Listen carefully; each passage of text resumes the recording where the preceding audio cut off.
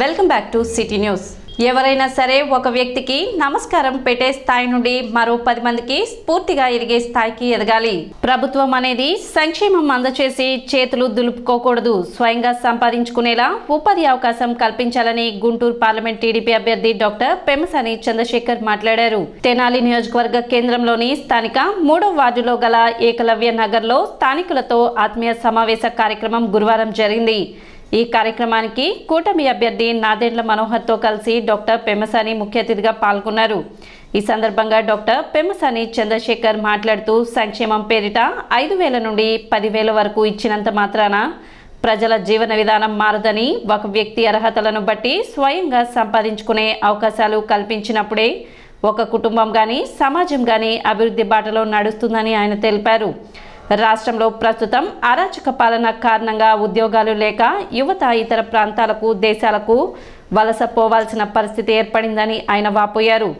నాయకులకు కనీసం అపాయింట్మెంట్ కూడా ఇవ్వని జగన్ పాలనలో 3వ కృష్ణుడు వెనక నుంచి ఎస్ అంటేనే పనులు జరిగే దుస్థితి ఏర్పడిందని ఎద్దేవా చేశారు.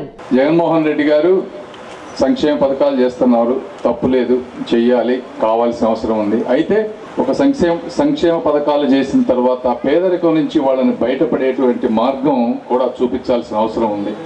మరి ఈ రోజున చదువుకున్న విద్యార్థులకి బయటకు వస్తే ఉద్యోగాలు లేవు.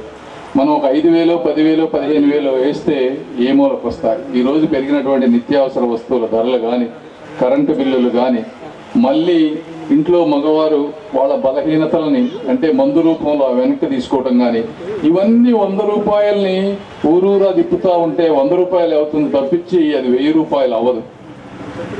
ప్రజల జీవన విధానం మారదు. ఒక వ్యక్తి కష్టపడి పనిచేసుకుంటే ఒక 1,000-1,500 రూపాయలు కనుక తనకి వస్తే రోజుకి ఆత్మాభిమానంతో తన కుటుంబాన్ని గడుపుకుంటే నెలకి 30-40 వేలు, అదేవిధంగా సంవత్సరానికి 4-5 లక్షల రూపాయలు సంపాదించుకోగలిగితే అది నిజమైన అభివృద్ధి. అప్పుడు మనుషులు పేదరికం నుంచి బయటపడతారు. అదేవిధంగా చదువుకున్న వాళ్ళు బయటకు వచ్చినప్పుడు చుట్టుపక్కల ప్రాంతంలో మనకు దగ్గరగా, తల్లిదండ్రులకు దగ్గరగా ఉండేటువంటి ప్రాంతంలో ఉద్యోగాలు చేసుకుంటే కుటుంబం అంతా కూడా ఒక ఆనందంతో గడిపేటువంటి పరిస్థితి. సిమెంట్ రోడ్లు అయితే కనిపిస్తున్నాయి ప్రతి గ్రామంలో, ప్రతి SC/ST కాలనీలో సిమెంట్ రోడ్లు ఉన్నాయి. అవి ఎవరు వేశారో కూడా మీరు ఆలోచించుకోవాలి. కనపడేదే అభివృద్ధి, కనపడంది అభివృద్ధి కాదని మీ అందరూ తెలియజేసుకుంటూ, మీరందరూ కూడా తెలివైన వాళ్ళు ఉన్నారు, ఆలోచించండి. ఎలాంటి వ్యక్తులు ఇక్కడ వచ్చి ఉన్నారో, ఎందుకు వచ్చామో ఆలోచించి మీ పవిత్రమైన ఓటు ద్వారా మీరు చేయండి. అలాగే తెనాలి నియోజకవర్గ అసెంబ్లీ కూటమి అభ్యర్థి నాదెండ్ల మనోహర్ మాట్లాడుతూ ప్రజల జీవనోపాధికి సంబంధించి ప్రజాస్వామ్యం హక్కు కల్పించిందని, ఆ హక్కును కాపాడాల్సిన బాధ్యత ప్రభుత్వాలపై ఉంటుందని తెలిపారు. ప్రస్తుత ప్రభుత్వంలో చేతి వృత్తులు, వృత్తిపై ఆధారపడి బతికే వ్యక్తులు ఇబ్బంది పడుతున్నారని, ప్రజల జీవనోపాధికి ఉపయోగపడేలా రాబోయే రోజుల్లో ప్రణాళికలు రచిస్తామని ఆయన స్పష్టం చేశారు. మీకున్న సమస్యలు రాజ్యాంగం మీకు ఇచ్చిన హక్కుల్ని మీరు మర్చిపోతున్నారు. ఇప్పుడు మైదానం ప్రాంతంలో ఉన్న గిరిజనులకి, కొండ ప్రాంతంలో ఉన్న గిరిజనులకి తేడా ఉంటుంది. మైదానం ప్రాంతంలో ఉన్న గిరిజనులందరికీ కూడా రాజ్యాంగంలో ఇచ్చిన హక్కు ఆ రోజు, ఎందుకంటే మీరు వలసలకు వెళ్ళాల్సిన పరిస్థితి ఏర్పడుతుంది. కాబట్టి అక్కడ వివిధ నిర్మాణాలు జరుగుతున్నప్పుడు మీకు ఇతర ప్రాంతాలకు వెళ్ళినప్పుడు కూడా ఆ హక్కులు మీకు ఉండేటట్టు, మీకు భూమి ఇచ్చే విషయంలో కానివ్వండి, ఉద్యోగాలు ఇచ్చే విషయంలో కానివ్వండి, మీకు సమాజంలో మీరు కష్టపడి చేసుకున్న మీ చేతి వృత్తికి ఒక అవకాశం కల్పించాలని ఒక ప్రయత్నం రాజ్యాంగంలో మీకు కల్పించిన హక్కు అది. ఈరోజు మీరు ఒకప్పుడు పందులు పెంచుకునే వాళ్ళు ఈరోజు చేపలు అమ్ముకోవడానికి సిద్ధమయ్యారంటే ఆ మార్పు వచ్చింది సమాజంలో. దాన్ని మీరు గుర్తించారు. ప్రభుత్వం నుంచి మీకు అందించాల్సిన సహాయం ఖచ్చితంగా చేయాలి. ఎంత దౌర్భాగ్యం అంటే తెనాలిలో 3 కోట్ల రూపాయలతోటి కేంద్రం నుంచి నిధులు తీసుకొచ్చి ఒక మంచి ఎయిర్ కండిషన్ ఫిష్ మార్కెట్ నిర్మాణం కోసం పనులు ప్రారంభించి 2 ఫ్లోర్లు స్లాబ్లు వేసినాక ఆ బిల్డింగ్ ఈ రోజుకి కూడా 10 సంవత్సరాలు అయింది, పూర్తి కాలేదు. రాబోయే రోజుల్లో అది పూర్తి చేసి తప్పకుండా మీలో ఎవరైతే ఆసక్తి చూపిస్తారో చిన్న కొట్లు పెట్టుకున్న అక్కడ చేపలు అమ్ముకోవడానికి ఒక ప్రయత్నం తప్పకుండా మన ఇతర మత్స్యకారుల సోదరులతో కూడా కూర్చుని సామరస్యంగా మీతో ఆ విషయంలో చర్చించి మీకు కూడా అవకాశం కల్పించడానికి ఒక ప్రయత్నం చేస్తాం. పెన్షన్ల విషయంలో ఇందాక సోదరుడు చెప్పినట్టు ప్రభాకర్ కానీ మన గోపి కానీ నిజంగానే వాస్తవంగా చాలా ప్రాంతాల్లో పెన్షన్లు తీసేస్తున్నారు. మీ ఇంట్లో ఏసీ ఉందనో, లేకపోతే మీ బిడ్డకి ఎక్కడో చోట లోన్ వచ్చి కారు వచ్చిందనో. అసలు నేను అడుగుతున్నాను, ఈ రోజున ఎరుకల కార్పొరేషన్ దేనికి పెట్టారు? ఒకప్పుడు ఉన్న ట్రైబల్ సబ్ ప్లాన్ని మర్చిపోయి మీకు మన రాష్ట్ర బడ్జెట్లో రావాల్సిన కనీసం 1700 కోట్ల రూపాయలు మనం ఏదైతే కేటాయించుకున్నామో ఆ రోజున దాంట్లోంచి ఇవ్వాల్సిన నిధులు ఇవ్వక, మీకు రుణాలు ఇవ్వకుండా, మీరు ఏదైనా చిన్న చిన్న వ్యాపారాలు చేసుకోవడానికి మీరు సిద్ధమైనా కూడా సహాయం అందించకుండా ఈ రోజున ఎన్నికల కార్పొరేషన్ పెట్టేసామని ఒక 2 పదవులు ఇస్తే ఏం ఉపయోగం చెప్పండి. ఈరోజు ఈ ఎన్నికల్లో మనం నిలబెట్టాల్సింది ప్రజాస్వామ్యంతో పాటు మీకు స్పందించే ప్రభుత్వం, ఒక మంచి ప్రభుత్వం ఏర్పాటు చేసుకుందాం. మీ సమస్యల పరిష్కారం కోసం మేము వెంట ఉంటాం. చాలా ఉంటాయి మీకు సమస్యలు, ఈ ఒక్క ప్రాంతంలోనే కాదు. కానీ తెనాలి నియోజకవర్గం, గుంటూరు పార్లమెంటు వరకు తప్పకుండా మాకు ఒక అవగాహన వచ్చింది కాబట్టి మీకు అందించాల్సిన సహాయం, మనం ఏర్పాటు చేయాల్సిన మౌలిక సదుపాయాలు తప్పకుండా మీకు చేసి పెడతానని ఈ సందర్భంగా మీరు తెలుపుకుంటూ, కార్యక్రమంలో ఎరుకల సంఘం రాష్ట్ర నాయకులు లీలా శంకర్, రాష్ట్ర క్రమశిక్షణ సంఘం అధ్యక్షులు గోపీచంద్, తెలుగు మహిళా జిల్లా అధ్యక్షురాలు అన్నబతిని జయలక్ష్మి తదితరులు పాల్గొన్నారు. తెనాలి జిల్లాలో ఎరుకల వాళ్ళు ఎక్కువ మంది నివసిస్తున్నారు. ఇప్పుడు ప్రస్తుతానికి నందుల వీధిలో ఇక్కడ దగ్గర 200 కుటుంబాలు ఉన్నాయి. 4,000% ఓటింగ్ ఉంది. కానీ ఎరుకల వాళ్ళకి, గిరిజనులకి ఈ ప్రభుత్వంలో ఎలాంటి మేలు జరగలేదు. ఎందుకంటే మన గిరిజనులకి వెనుకబడిన వారిని ఓటు బ్యాంకుగా మాత్రమే చిత్రీకరిస్తున్నారు. కానీ మా ఎరుకల కులస్తులకు ప్రభుత్వం వారి నుంచి ఎలాంటి మద్దతు దొరకలేదు. ముఖ్యంగా ఎరుకల వాళ్ళకి, ఎస్టీలకి సపరేట్ కార్పొరేషన్ ఒకటి ఏర్పాటు చేశారండి. కానీ కార్పొరేషన్లో మాత్రం నిధులు మాత్రం లేవు. ఎరుకల వాళ్ళకి 1 రూపాయి కూడా ఆర్థిక సహాయం అందలేదు ప్రభుత్వాల తరపు నుంచి. మా గిరిజనులు, ఎరుకల వాళ్ళు ఇంకా వెనకబడే ఉన్నారు. మరి ముఖ్యంగా తెలియజేయడం ఏమనగా, మన ఈ కూటమి ఏర్పడిన తర్వాత మాకు ఆర్థికంగా, సామాజికంగా మమ్మల్ని ఆదుకుంటారని ఇక్కడికి విచ్చేసిన పెద్దల్ని రిక్వెస్ట్ చేయడం అనేది. మీరందరూ అడుగు వేస్తారని ఇప్పుడు అందరూ మీరు చెప్పడం చాలా సంతోషదాయకం. ఎందుకంటే మనం ఎన్నో ఇబ్బందులు పడ్డాం. నీకు బియ్యం ఇచ్చాం, నీకు నీళ్లు ఇచ్చాం, ఇవన్నీ కలిపి ఇంత డబ్బు నీకు ఇచ్చాం ఎస్సీకి, ఎస్టీకి అని చెప్తున్నారు. ఇంతకన్నా దారుణమైన అంశం కోట్లేదు. నీళ్ళు ఇచ్చింది, బియ్యం ఇచ్చింది, ఇళ్ళు ఇచ్చింది, కేంద్ర ప్రభుత్వం ఇచ్చిన నిధుల్లోంచి ఇచ్చాం. మనం ప్రత్యేకంగా ఎస్సీ, ఎస్టీకి ఏమి ఇచ్చాం? ఎస్సీ, ఎస్టీ సప్లాన్లో ఎంత కాజేసాం? ఎస్టీలకు రావాల్సిన ఉద్యోగాల్లో ఎంత కోత పెట్టాం? ఈ రాష్ట్రంలో ఉద్యోగం వచ్చిన ఎస్సీ, ఎస్టీ వచ్చిన వ్యక్తి ఇక్కడ ఎవరైనా ఉంటే దయచేసి చేయొద్దండి. నిన్నగాక మొన్న ఇక్కడ పాల ఫ్యాక్టరీ పెడదామని ఒక ఆయన స్థాయిని కొట్టి పంపించేస్తారు. ఇలాంటి దౌర్భాగ్య స్థితి నుంచి మనం మేల్కొందాం. మనం అందరం కూడా మేలుకొని మంచి ఆలోచనతో మంచి వ్యక్తుల్ని ఎన్నుకోవడానికి ప్రయత్నం చేద్దాం. బడుగు బలహీన వర్గాల ఆశాజ్యోతి, అంటరానితనాన్ని రూపుమాపడానికి కృషి చేసిన సామాజిక సంస్కర్త, మహిళాభివృద్ధికి మార్గదర్శి, నిత్య స్ఫూర్తి ప్రదాత మహాత్మా జ్యోతిరావు పులే అని ఆంధ్రప్రదేశ్ బీసీ సంక్షేమ సంఘం తెనాలి నియోజకవర్గ అధ్యక్షులు జొన్నాదుల వెంకటేశ్వరరావు అన్నారు.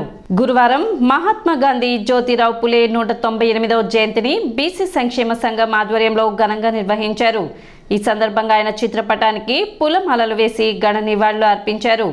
ఈ సందర్భంగా వెంకటేశ్వరరావు మాట్లాడుతూ జ్యోతి బాపులే చేసిన త్యాగాలను, సమాజానికి చేసిన సేవలు మరువలేనివని, సామాన్యుడిగా మొదలై ఒక సామాజిక ఉద్యమ కెరటంగా ఎదిగిన పూలే జీవితం అందరికీ ఆదర్శనీయమని, సామాజిక కార్యకర్తగా వర్ణ వివక్షతకు వ్యతిరేకంగా ఆనాటి రోజుల్లో పోరాడిన సంఘ సంస్కర్త జ్యోతి బాపులే భావితరాలకు మార్గదర్శకుడని వెంకటేశ్వరరావు అన్నారు. కార్యక్రమంలో బీసీ సంక్షేమ సంఘం తెనాలి పట్టణ అధ్యక్షులు కుర్రా శ్రీను, బీసీ నాయకులు జొన్నాదుల రాహుల్, నిడుగ్రోలు సుబ్రహ్మణ్యం, కడలి సాయి, బంగారు పోతురాజు, జొన్నాదుల రమేష్, జొన్నాదుల మురళి, వెంకట శివ కళ్యాణి, తిరువీధుల ఈశ్వరి కుమారి తదితరులు పాల్గొన్నారు.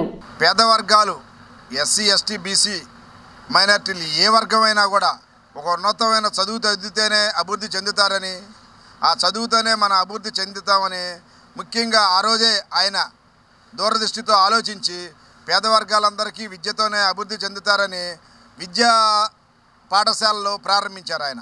అట్లాగే తన పాఠశాలను నిర్వహిస్తూనే ఎక్స్పెషల్లీగా మహిళల అభివృద్ధి, విద్యతోనే అభివృద్ధి చెందుతారని మహిళలు గ్రహించి ఆయన తన భార్యను మొదటి మహిళా ఉపాధ్యాయురాలుగా తీర్చిదిద్ది తన చేత స్కూల్స్ పెట్టించినప్పుడు అగ్రవర్ణాలు అనేకమైన దాడులు చేసినా కూడా ఆ రోజుల్లో 190-180 సంవత్సరాల కిందట అగ్రవర్ణాలకు ఎదురు నిలబడి పోరాడిన జ్యోతిరావు పూలే గారి ఆదర్శాలను మన బీసీ వర్గీయులందరూ నేర్చుకోవాలని, అదే ఆయన మన భారతదేశంలో మొట్టమొదటిగా మహాత్మా అనే బిరుదు వచ్చింది జ్యోతిరావు పూలే గారికి.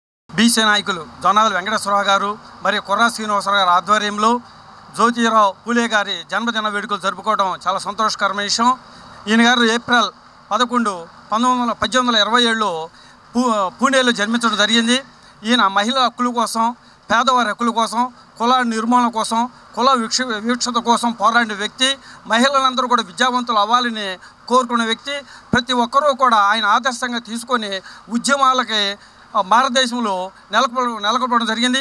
ఈయన గారిని ఆ యొక్క ఆశయాలను, ఆదర్శాలను ప్రతి ఒక్కరు కూడా అమలు చేయాలని కోరుకుంటూ మహాత్మా గాంధీ జ్యోతిరావు పూలే జయంతి వేడుకలను పట్టణ టీడీపీ కార్యాలయంలో ఘనంగా నిర్వహించారు. ఈ సందర్భంగా ఆయన చిత్రపటానికి పూలమాలలు వేసి నివాళులు అర్పించారు. అంటరానితనాన్ని నిర్మూలించి సంఘ సంస్కర్తగా సమసమాజ స్థాపనలో భావితరాలకు నిత్యస్ఫూర్తి ప్రదాతగా నిలిచిన గొప్ప వ్యక్తి మహాత్మా జ్యోతిబా పూలే అని టీడీపీ నేతలు పేర్కొన్నారు. కార్యక్రమంలో టీడీపీ నాయకులు, కార్యకర్తలు పాల్గొన్నారు.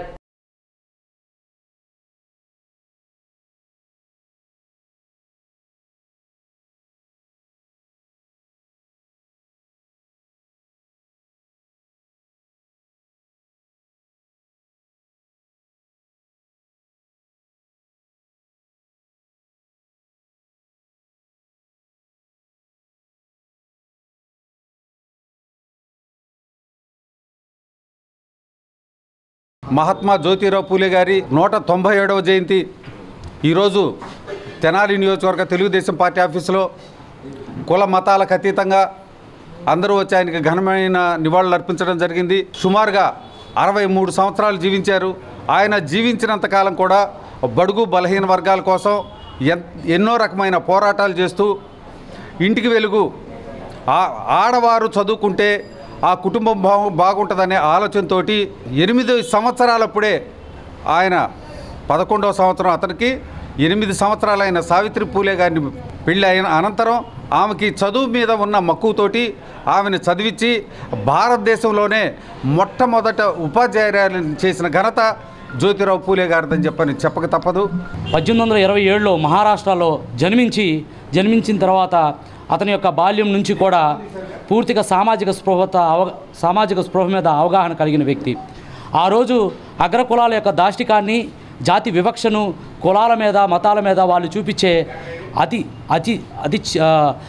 సంకుచిత భావనను పూర్తిగా నిర్మూలించాలని సమాజ స్థాపన కోసం ఆయన నడుం బిగించి ఆ రోజు అందరూ కూడా సమానమే అని చూసి బడుగు బలహీన వర్గాలను, అదేవిధంగా నిమ్న కులాలందరినీ కూడా ప్రోత్సహించి వారి కోసం, అభ్యున్నతి కోసం ఎంతో పాటుపడిన వ్యక్తి జ్యోతిరావు పూలే గారు. అతి చిన్న వయసులోనే వివాహం ఆడిన సావిత్రిబాయి పూలేకి అతను స్వయంగా చదువును అభ్యసింపచేసి తొలి మహిళా ఉపాధ్యాయురాలుగా సమాజానికి పరిచయం చేసిన వ్యక్తి జ్యోతిరావు పూలే గారు. ఇప్పుడు ఒక చిన్న విరామం.